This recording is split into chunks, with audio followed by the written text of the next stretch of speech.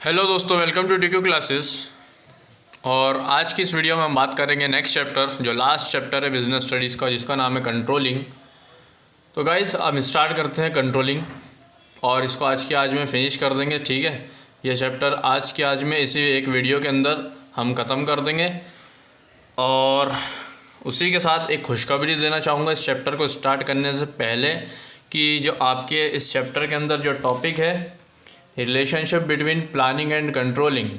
Okay, relationship between planning and controlling, जो ये वाला टॉपिक है, आपको पढ़ने की ज़रूरत नहीं है क्योंकि ये डिलीट हो चुका है। और साथ ही साथ बस ये एक ही टॉपिक है जो डिलीट हो चुका है, बाकी तो आपको पढ़ना ही पड़ेगा। और चैप्टर जो है ज़्यादा बड़ा भी नहीं है।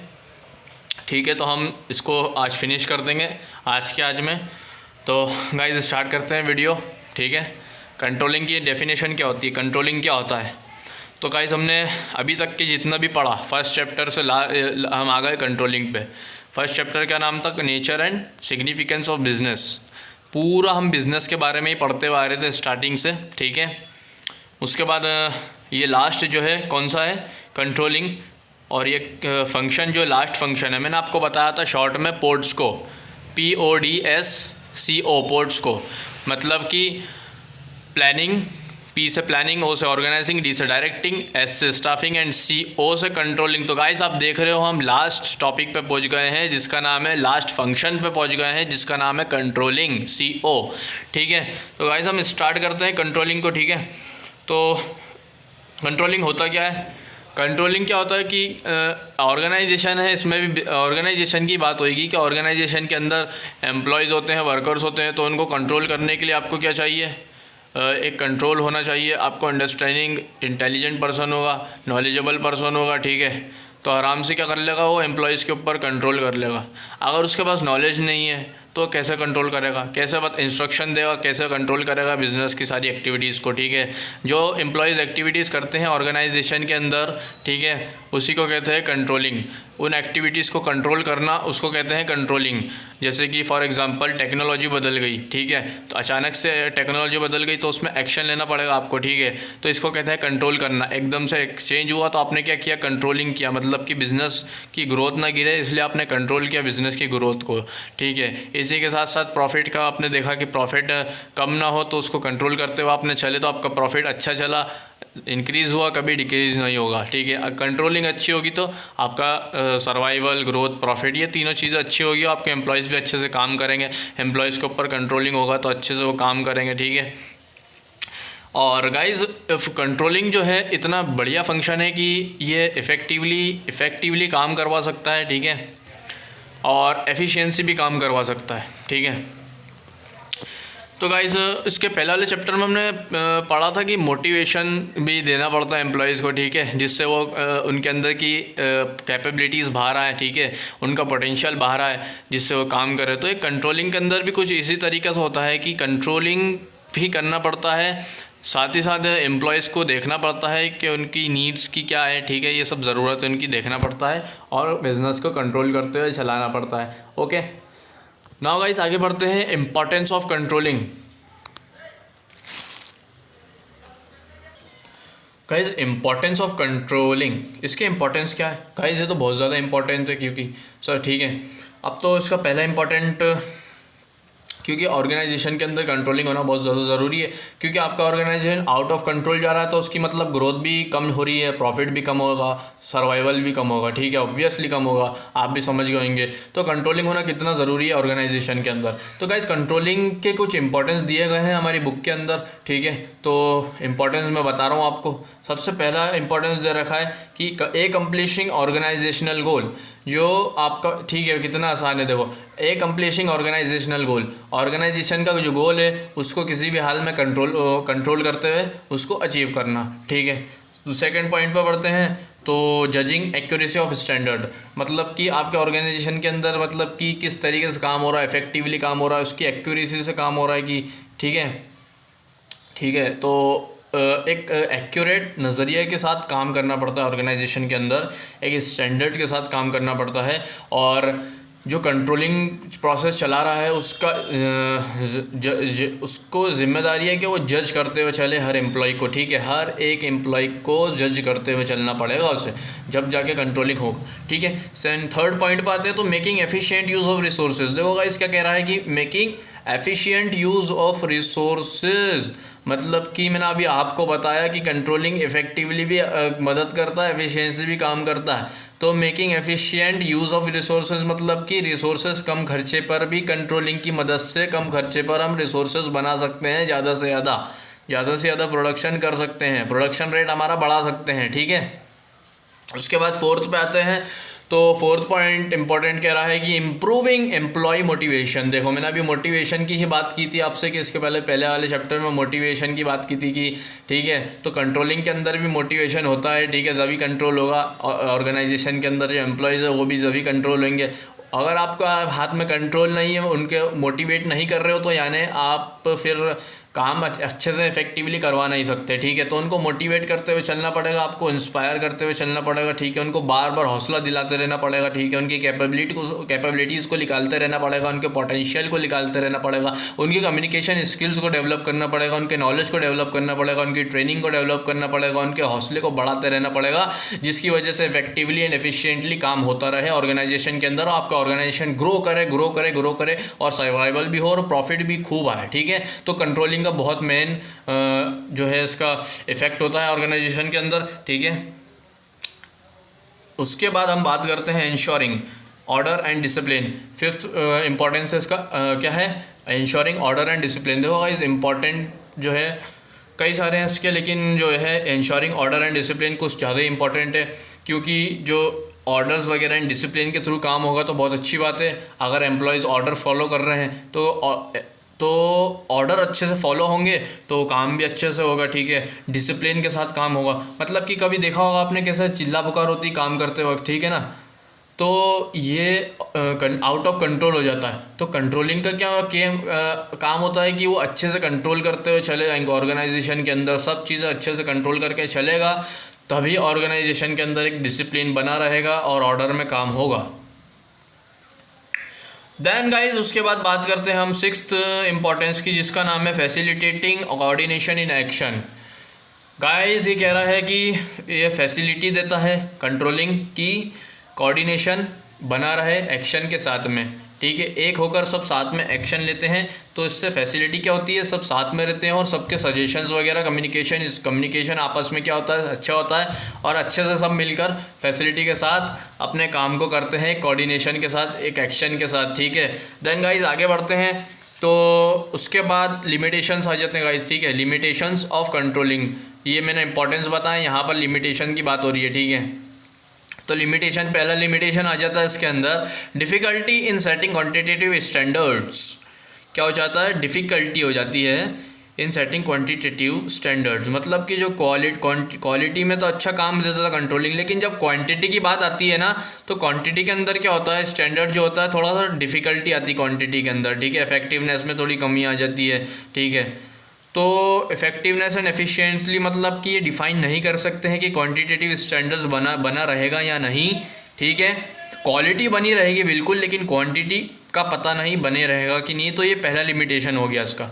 दूसरा लिमिटेशन होता है little control on external factors, मतलब कि छोटा मोटा कंट्रोल होता है एक्सटर्नल फैक्टर्स के ऊपर, ठीक है, मतलब ज़्यादा बड़ा कंट्रोल नहीं हो पाता है, जैसे कि टेक्नोलॉजी बदल गई, ठीक है, तो अगर एक्शन नहीं लिएगा तो फिर प्रॉब्लम मतलब टेक्नोलॉजी आप देख रहे हो कितनी तेज़ी से बदल रही है, ठीक है, तो कंट्रोलिंग में ज़्यादा प्रॉब्लम हो जाती है, कभी कभी क्या कंट्रोल नहीं हो पाता एक्सटर्नल फोर्सेस में, ठीक है। देन थर्ड बात है तो रेजिस्टेंस फ्रॉम एम्प्लॉयज़ से हमें क्या मिलता है, एक रेजिस्टेंस मिलता है कि एम्प्लॉय काम कर रहे हैं, मतलब आपकी वो बात मान रहे हैं, मतलब कि एम्प्लॉयज़ के ऊपर आपकी नज़र होना चाहिए, ठीक है। तो उसके लिए क्या करना पड़ता है, कभी एम्प्लॉय क्या होता है, कभी कभी बाय चांस कभी एम्प्लॉयज़ बुरे भी होते हैं, ठीक है, तो एम्प्लॉयज़ क्या करते हैं, चोरी भी कर लेते हैं, ठीक है। तो उसके अंदर क्या होता है कि चोरी भी होती है, ठीक है, तो उसके लिए क्या करना पड़ता है, CCTVs कैमरास लगाने पड़ते हैं ऑर्गेनाइजेशन के अंदर, जिसकी वजह से सब कुछ आपकी नज़र के सामने रहे कि कैसा क्या काम चल रहा है, ठीक है। देन उसके बाद आते हैं थर्ड के बाद फोर्थ पे आते हैं कॉस्टली अफेयर का मतलब क्या होता है कि मतलब कि टाइम टू टाइम जो होता है कंट्रोल होना चाहिए, एफर्ट के साथ कंट्रोलिंग होना चाहिए और एक्सपेंडिचर भी होना चाहिए साथ ही साथ, ठीक है।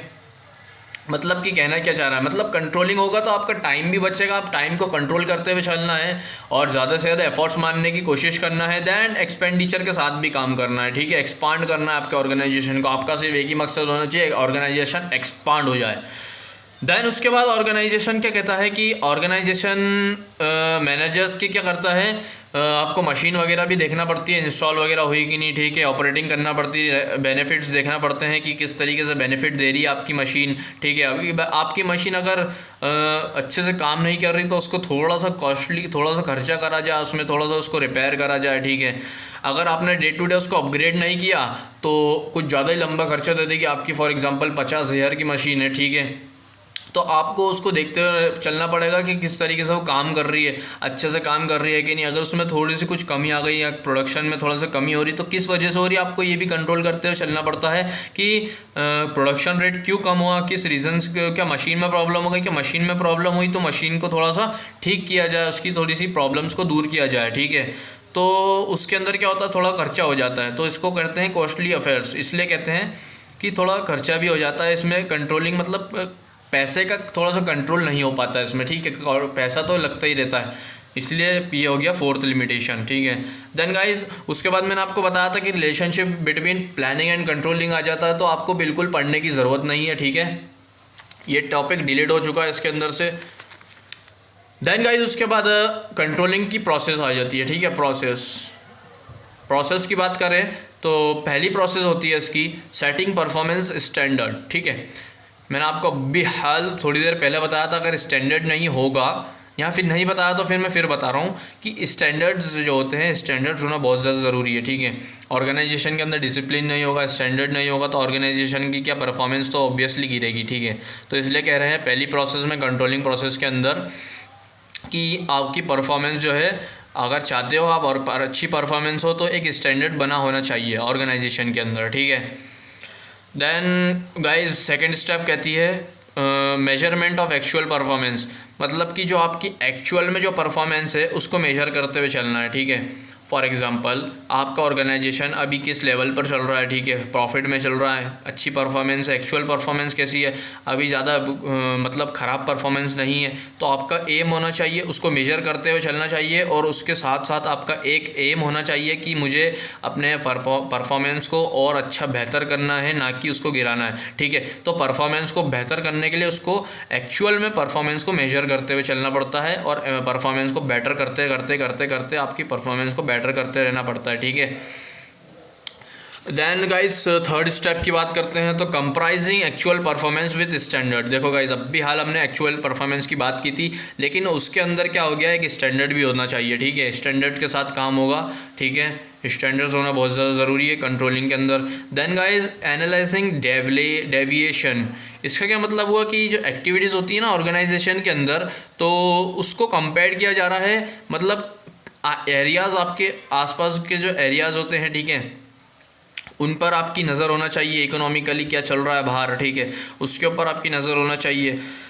और उसके साथ साथ मतलब कि क्या टेक्नोलॉजी बदल गई या फिर क्या फ़ैशन वगैरह बदल गए, क्या आपको मैन्युफैक्चर की ज़रूरत पड़ गई या फिर आपको प्रोडक्शन बढ़ाने की ज़रूरत पड़ गई या फिर आपको एकदम मतलब कोई एक्शन लेने की ज़रूरत पड़ गई कि ऑर्गेनाइजेशन की ग्रोथ गिर रही है, तो हमें क्यों गिर रही है उसका क्विक एक्शन लेना पड़ेगा, उसके लिए आपको फ़ौरन एक्शन लेना पड़ेगा, ठीक है, एकदम से एक्शन लेना पड़ेगा कि प्रोडक्टिविटी क्यों गिर रही है, उसके अकॉर्डिंग आपको एम्प्लॉयज़ को ट्रेन करना पड़ेगा, ठीक है, ट्रेनिंग देना पड़ेगी कि ट्रेनिंग में कमी आ गई या फिर प्रोडक्शन रेट में, या फिर एम्प्लॉयज़ डीमोटिवेट हो रहे हैं, या फिर कोई एम्प्लॉयज़ अच्छे से एफर्ट नहीं मार रहे हैं, इफेक्टिवली काम नहीं हो रहा है, एफिशिएंटली काम नहीं हो रहा है, ठीक है। तो ये सब चीज़ें ना एनालिसिस करके चलना पड़ता है ऑर्गेनाइजेशन के अंदर, ठीक है। देन गाइज एनालिसिसिंग डेविएशन के अंदर कुछ पॉइंट दे रखे हैं। तो गाइज सबसे पहला पॉइंट है इसके अंदर क्रिटिकल पॉइंट कंट्रोल। मैंने आपको अभी हाल बताया कि इकोनॉमिकली आपको सब कुछ देखते हुए चलना पड़ता है, आपकी जो नज़र होना चाहिए वो माइंड बिल्कुल क्रिटिकली होना चाहिए, बिल्कुल क्रिटिकल शार्प माइंड होना चाहिए जिसके अंदर आपका कंट्रोल अच्छा हो। देन गाइज उसके बाद मैनेजमेंट बाय एक्सेप्शन, मतलब कि मैनेजमेंट जो होता है, मैनेजर, उसको अपनी गलतियों को एक्सेप्ट करना पड़ेगा, ठीक है। अगर उसकी कंट्रोलिंग में कोई प्रॉब्लम आ गई या कमी आ गई तो उसको एक्सेप्ट करना पड़ेगा और अपनी उसकी पावर्स को, कंट्रोलिंग की पावर्स को बढ़ाना पड़ेगा, ठीक है। और देन गाइज उसके बाद बात कर रहे हैं कि टेकिंग करेक्टिव एक्शन। देखो गाइज अभी हाल हमने एक्शन की भी बात की थी, तो टेकिंग करेक्टिव एक्शन, टाइम पर हमें करेक्टिव एक्शन लेना पड़ेगा, ठीक है। टेक्नोलॉजीज़ वगैरह चेंज हो गई, फैशन चेंज हो गया, या फिर प्रोडक्टिविटी कम हो गई। कि प्रोडक्टिविटी किस वजह से कम हो गई, कि एम्प्लॉयज़ को ट्रेनिंग में कुछ कमी हो गई या एम्प्लॉयज़ डीमोटिवेट हो रहे हैं। तो एम्प्लॉयज़ अगर ट्रेनिंग में कमी हो गई एम्प्लॉयज़ की, तो आप अच्छे से उनको ट्रेन करो, या फिर वो डीमोटिवेट हो रहे हैं तो उनको मोटिवेट करो, ठीक है। या फिर अगर कुछ एफिशिएंटली या इफेक्टिवली कुछ प्रॉब्लम आ रही है तो उसको भी देखो और एक करेक्टिव एक्शन लो, ठीक है। देन गाइज अब हाँ, इसके बाद स्टेप्स भी फिनिश हो चुकी है। देन गाइज टेक्निक्स की बात करें तो गाइज टेक्निक्स के अंदर सबसे पहली जो टेक्निक है इसके अंदर ट्रेडिशनल टेक्निक है। मतलब कि ट्रेडिशनल टेक्निक का मतलब होता है कि ट्रेडिशनल टेक्निक्स के अंदर मतलब ट्रेडिंग वगैरह होती कि नहीं, आप समझ गए होंगे। ट्रेडिंग वगैरह ऐप भी कितने चल रहे हैं, ट्रेडिंग के ऐप, ठीक है। तो गाइस ट्रेडिशनल टेक्निक्स आजकल बहुत ज़्यादा फॉलो कर रहे हैं लोग, ठीक है। उससे खूब सारा पैसा भी खूब कमा रहे हैं, ठीक है। तो आप शायद तो ट्रेडिशनल वर्क भी कर सकते हैं, अच्छा काम है। तो ट्रेडिशनल टेक्निक के अंदर सबसे पहले कुछ चार टेक्निक्स दे रखी है। ट्रेडिशनल टेक्निक्स के अंदर कुछ चार दे रखी पॉइंट्स। सबसे पहला जो है ए नंबर पर है पर्सनल ऑब्जर्वेशन। पर्सनल ऑब्जर्वेशन का मतलब कि एक पर्सन का ऑब्जर्वेशन कैसा है, ठीक है। काम को लेते हुए उसका ऑब्जर्वेशन कैसा है, एम्प्लॉयज़ के ऊपर नज़र कैसी है, उसका ऑब्जर्वेशन किस तरीके से है, ठीक है। देन गाइस स्टैटिस्टिकल रिपोर्ट, मतलब कि आपने स्टैटिस्टिक्स पढ़ा होगा, ठीक है, कि एक पॉइंट होता है, एक फोकस होता है, वहाँ पर एक पॉइंट इकोनॉमिक पढ़ा होगा आपने, ठीक है। तो वहाँ पर एक पॉइंट आप इकोनॉमिक्स में भी आप पढ़ोगे कि डेफिसिट वाला है उसके अंदर, इकोनॉमिक्स के अंदर। तो वहाँ पर एक पॉइंट आ जाता है जहाँ पर एक फोकस बन जाता है, उसको नाम दे दिया जाता है फोकस, ठीक है। तो एक पॉइंट बन जाता है जो दो लाइन इंटरसेक्ट करती है, तो वहाँ पर क्या बनता है, स्टैटिस्टिकल रिपोर्ट्स। मतलब दो लाइन इंटरसेक्ट कर रही है तो उसके बीच में जो हमारा पॉइंट है वो हमारा गोल होना चाहिए, वहाँ पर हमें किसी भी हाल में पहुँचना है, ठीक है। उसके बाद ब्रेक इवन एनालिसिस। देखिए ब्रेक इवन पॉइंट भी आपको इकोनॉमिक्स में पढ़ाया जाएगा, ठीक है, इकोनॉमिक्स के अंदर। तो ब्रेक इवन पॉइंट तो नहीं है, लेकिन ब्रेक इवन एनालिसिस दे रखा है इसके अंदर। मतलब कि ब्रेक जो पॉइंट्स होते हैं उनको एनालिसिस करते हुए चलना, ठीक है। बजटरी कंट्रोल, बजटरी मतलब कंट्रोल का मतलब कि बजट में कुछ काम हो रहा है कि नहीं, बजट में अच्छे से काम हो रहा है कि नहीं, मतलब ज़्यादा खर्चा तो नहीं हो रहा है, ठीक है। बजट को देखते हुए चलना पड़ता है ऑर्गेनाइजेशन के अंदर, ठीक है। इसको कंट्रोल करते हुए चलना पड़ता है। अगर आपका बजट कंट्रोल में नहीं है तो ऑर्गेनाइजेशन की, ठीक है, ज़्यादा मतलब कि एफिशिएंटली काम नहीं हो पाएगा, ठीक है, और ज़्यादा से ज़्यादा कंट्रोल भी नहीं हो पाएगा और इफेक्टिवली काम भी नहीं होगा, और मतलब महंगा आपके अंदर कर रहे हो, बजट में चलना पड़ेगा, ठीक है, बजट को कंट्रोल करते हुए चलना पड़ेगा। देन गाइस मॉडर्न टेक्निक्स का कह रहा है, मॉडर्न टेक्निक्स कह रहा है, मॉडर्न टेक्निक्स के अंदर देखो, मॉडर्न टेक्निक्स के अंदर आपने देखा होगा अभी जो कितनी सारी टेक्निक्स आ गई है, ऑनलाइन सब कुछ हो रहा है, ठीक है। तो ठीक है, तो सबसे पहला इसमें कह रहा है ए पॉइंट जो है रिटर्न ऑन इन्वेस्टमेंट, ठीक है। आपने इन्वेस्टमेंट किया तो उसके ऊपर क्या रिटर्न मिला, ठीक है। देन बी बोल रहा है रेशो एनालिसिस। रेशो एनालिसिस मतलब कि आपको जो रिटर्न मिला उसके ऊपर क्या रेशोज, आपके रेशोज निकालना पड़ेंगे उसके। देन रेशोज निकालने के बाद आपकी रिस्पॉन्सिबिलिटी बनती है, सी वाला पॉइंट बोल रहा है आपकी रिस्पॉन्सिबिलिटी बनती है कि आप उसकी अकाउंटिंग करो, ठीक है। रेशोज निकाल लिए, रेशोज निकालने के बाद उसकी अकाउंटिंग करो, किस तरीके से हमारे रेशोज आए हैं उसकी अकाउंटिंग करो। अकाउंटिंग करने के बाद डी वाला पॉइंट बोल रहा है कि मैनेजमेंट ऑडिट। मैनेजमेंट ऑडिट हम आगे टॉपिक है पूरा इसका एक, तो हम इसको टॉपिक को हम आगे समझेंगे। पीआरटी एंड सीपीएम गाइस ये एक पूरा टॉपिक है, इसको भी हम आगे समझेंगे वीडियो में, ठीक है। तो गाइस एफ वाला कह रहा है मैनेजमेंट इंफॉर्मेशन सिस्टम। मैनेजमेंट की जो इंफॉर्मेशन सिस्टम है उसको इन्फॉर्मेशन को भी निकालना, ठीक है। तो ये होती है मॉडर्न टेक्निक्स कुछ। तो गाइस मैंने आपको जो बताया ये टॉपिक्स अभी हम पढ़ेंगे, और हो सका ज़्यादा बड़ा वीडियो बन गया है तो हम इसका एक और पार्ट बना देंगे, कोई प्रॉब्लम नहीं है, ठीक है। तो गाइज़ ट्रेडिशनल टेक्निक्स के अंदर क्या मैंने आपको बता दिया ब्रेक इवन पॉइंट। तो गाइज़ मैं आपको एक कुछ इमेज दिखा रहा हूँ, ठीक है, उसको ध्यान से देखना। देखो गाइस, ब्रेक इवन चार्ट, ये चार्ट आपकी बुक में कुछ इस तरीके से दिया होगा। तो यहाँ से आपका बिजनेस जैसे लॉस पर था, आपने स्टार्ट किया, ठीक है, अब आपका प्रॉफिट पर तक पहुँचना है, ठीक है। तो यहाँ से जो एक लाइन जा रही है, इसको दिख रहा होगा आपको, तो वो होता है टोटल कॉस्ट, आपने ऑर्गेनाइजेशन के अंदर कितना कॉस्ट लगाया है, ठीक है। देन गाइस एक लाइन यहाँ से जा रही है, आप देख रहे हो, तो होता है वो टोटल रेवेन्यू, मतलब आपने कितना खर्चा किया है ऑर्गेनाइजेशन के अंदर, ठीक है। और इन दोनों को मिलाकर, इन दोनों के बीच में आपको क्या होता है, प्रॉफिट होता है, ठीक है। और जो ये इंटरसेक्ट हो जाती है ना जब दो लाइंस हो, तो वो क्या बन जाता है, ब्रेक इवन पॉइंट। मैंने आपको अभी थोड़ी देर पहले बताया था ब्रेक इवन पॉइंट। तो यहाँ पर ब्रेक इवन एक पॉइंट बन जाता है और एक डॉट डॉट करके कुछ जिस तरीके से कर दिया जाता है, जिसको बताया जाता है कि यहाँ पर बीच में एक ब्रेक इवन पॉइंट बना है, ठीक है। और यहाँ पर क्या होता है, ये जो यहाँ का डिस्टेंस है, ठीक है, प्रॉफिट के नीचे वाला, उसको क्या कहते हैं, वेरिएबल कॉस्ट। वेरिएबल कॉस्ट का मतलब जो हमारा छोटे मोटे खर्चे हुए हैं, ठीक है, एम्प्लॉयज़ को सैलरी वगैरह देना, वेरिएबल कॉस्ट। और उसके बाद फिक्स्ड कॉस्ट, मतलब कि फिक्स्ड कॉस्ट यहाँ पर आ जाती है, मतलब कि आपकी मशीनरी वगैरह अपग्रेड करना, ठीक है, रिसोर्सेज को लाना। फिक्स्ड कॉस्ट का मतलब कि पूरा ऑर्गेनाइजेशन कितने खर्चे पर हुआ है, आपका पूरा ऑर्गेनाइजेशन का कॉस्ट कितना है, ये फिक्स्ड कॉस्ट है, मतलब, ठीक है। तो गाइस आपको ब्रेक इवन पॉइंट समझ में आ गया होगा ब्रेक इवन चार्ट से, ठीक है। कोई डाउट हो तो एक और बार पूछ लेना। और देन गाइस उसके बाद ब्रेक इवन पॉइंट का एक फार्मूला होता है। ब्रेक इवन पॉइंट का फार्मूला, ब्रेक इवन पॉइंट का फार्मूला होता है, break even point equals to, आप चाहे तो मैं ओरली बता रहा हूँ, आप लिख लो, break even point equals to fixed cost upon selling price per unit, ठीक है, selling price per unit minus variable cost per unit. मैं आपको समझाता हूँ इस फॉर्मूले को। ब्रेक इवन पॉइंट हमने बताया था अभी इसके अंदर, चार्ट के अंदर, कि ब्रेक इवन पॉइंट जो है, ये ब्रेक इवन पॉइंट को किस तरीके से कैलकुलेट किया जाए। तो ब्रेक इवन पॉइंट को कैलकुलेट करने के लिए आपको दिया गया है एक फार्मूला। तो फार्मूला दिया गया है, यहाँ पर आप दिखा रहा हूँ मैं आपको, फार्मूला ये रहा, break even point equals to, break even point को निकालने के लिए आपको फिक्स्ड कॉस्ट पता होना चाहिए, then selling price per unit, आपकी ने कितनी यूनिट बेची पर प्रोडक्ट पर, ठीक है।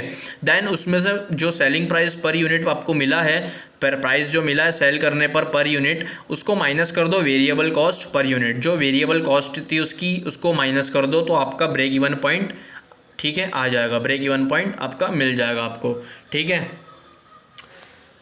देन गाइज आगे बढ़ते हैं। तो मॉडर्न टेक्निक के अंदर रिटर्न ऑन इन्वेस्टमेंट जो मैंने आपको बताया अभी, तो रिटर्न ऑन इन्वेस्टमेंट के अंदर कुछ एक और फार्मूला होता है कि ये रहा, आपको फार्मूला मैं दिखाने जा रहा हूँ, ये रहा, रोल equals to net income upon sale. रोल ROI का मतलब रिटर्न ऑन इन्वेस्टमेंट रोल नहीं है वो, एक्चुअली ROI है वो, equals to net income. Net income आपकी कितनी है उसके अपॉन में सेल्स है, मतलब कितने की आपकी सेल्स है उसको लिखो, और उसके बाद मल्टीप्लिकेशन इनटू का साइन लगाओ, उसके बाद सेल्स कितनी हुई आपकी उसको लिखो, उसके अपॉन में टोटल इन्वेस्टमेंट आपने कितना किया ऑर्गेनाइजेशन के अंदर उसको लिखो। फिर उसके बाद आपको इजीली कैलकुलेट करना आना चाहिए बस, ठीक है, फार्मूला लगा दिया, उसके बाद आपको इन्फॉर्मेशन गिवन होगी क्वेश्चन में, तो उसके बाद आपको इसको निकालना है, ROI को, रिटर्न ऑन इन्वेस्टमेंट को निकालना है, तो आपको इस फार्मूले को लगा दो, आपका रिटर्न ऑन इन्वेस्टमेंट मिल जाएगा, ठीक है। देन गाइज रेशियो एनालिसिस जो है, जो आपको मैंने सेकंड बताया था, रेशियो एनालिसिस के अंदर कुछ पॉइंट्स है। सबसे पहला पॉइंट है, मैं आपको बता रहा हूँ, बुक के थ्रू ही बता देता हूँ, ठीक है, लिक्विडिटी रेशोज़, मतलब कि लिक्विड रेशोज़ होते हैं इसके अंदर, मतलब ज़्यादा बड़े रेशोज़ नहीं आते हैं, ठीक है। तो उसके बाद बोल रहा है गाइज सॉल्वेंसी रेशो, मतलब कि सॉल्ड जो होते हैं ना, सॉल्ड रेशोज, उसकी बात करी जा रही है, सॉल्वेंसी जो कैलकुलेट हो चुके हैं, जो लॉन्ग टर्म की बात हो रही है इसके अंदर। देन प्रॉफिटेबिलिटी रेशो, मतलब कि आपका जितना प्रॉफिट आया है उसका रेशोज़ आपको पता होना चाहिए, कितनी सेल हुई है, कितना आपने फंड्स और कैपिटल लगाया है, उसके अकॉर्डिंग आपका जितना प्रॉफिट आया है तो आपको पता होना चाहिए। देन गाइज उसके बाद